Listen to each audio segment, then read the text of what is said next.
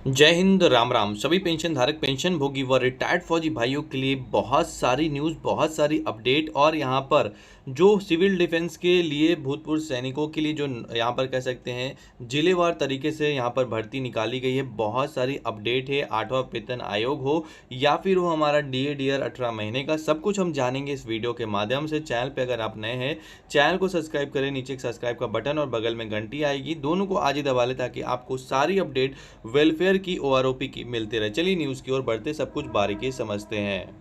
देखिए, सबसे पहले और सबसे बड़ी न्यूज़ यहाँ पर ये निकल कर के आ रही कि जो यहाँ पर सिविल डिफेंस के लिए जो भूतपूर्व सैनिक है उनको यहाँ पर चयन किया जाएगा और लगभग 5-5 हज़ार भूतपूर्व सैनिक जो है यहाँ पर जो है चयन किए जाएंगे जिलेवार। और जो छोटे ज़िले वहाँ पर उसके हिसाब से जो है यहाँ पर जो है इनको किया जाएगा सिलेक्शन। और इसके लिए आपको ऑनलाइन पोर्टल भी जारी कर दिया गया है, mybharat.gov.in।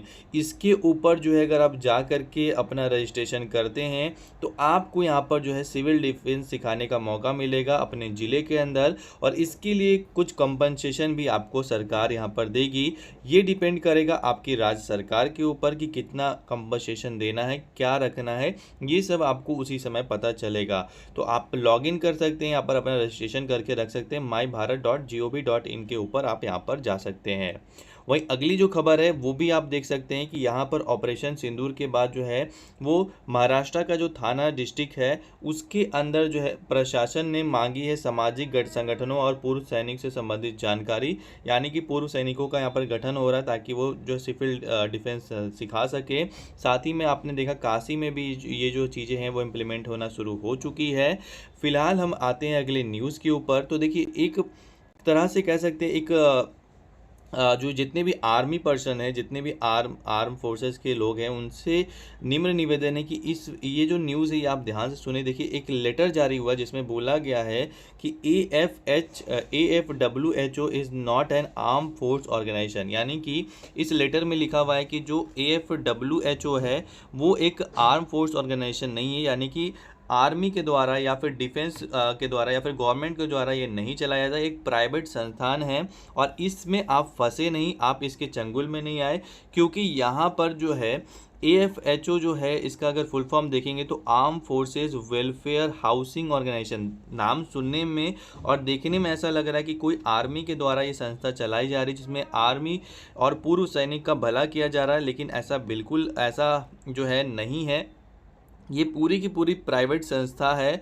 और हाँ, इसमें जो है अगर आप जाते हैं इसमें, इसके थ्रू कोई भी प्लॉट ज़मीन वगैरह लेते हैं तो ये आपका खुद का रिस्क होगा। अगर आपका इसमें पैसा डूब जाता है, आपसे ठगी का शिकार हो जाता है या फिर कुछ भी आपके साथ होता है तो इसके लिए आप खुद जिम्मेवार होंगे। ये एक लेटर जारी किया गया है। तो ये आपको ध्यान रखना है कि AFWHO हो या फिर AWHO हो या फिर कोई भी ऐसी संस्था हो जो डिफेंस के द्वारा नहीं चलाई जाती, तब तक आप उसमें अपना पैसा जो है फाइनेंशियल लॉस से बच कर के रहें और एक बार ड्यू डिलिजेंस खुद से कर लें। तो ये एक बड़ी जानकारी निकल कर के आ रही है, यहाँ पर देख सकते हैं पूरा इन्फॉर्मेशन आया है।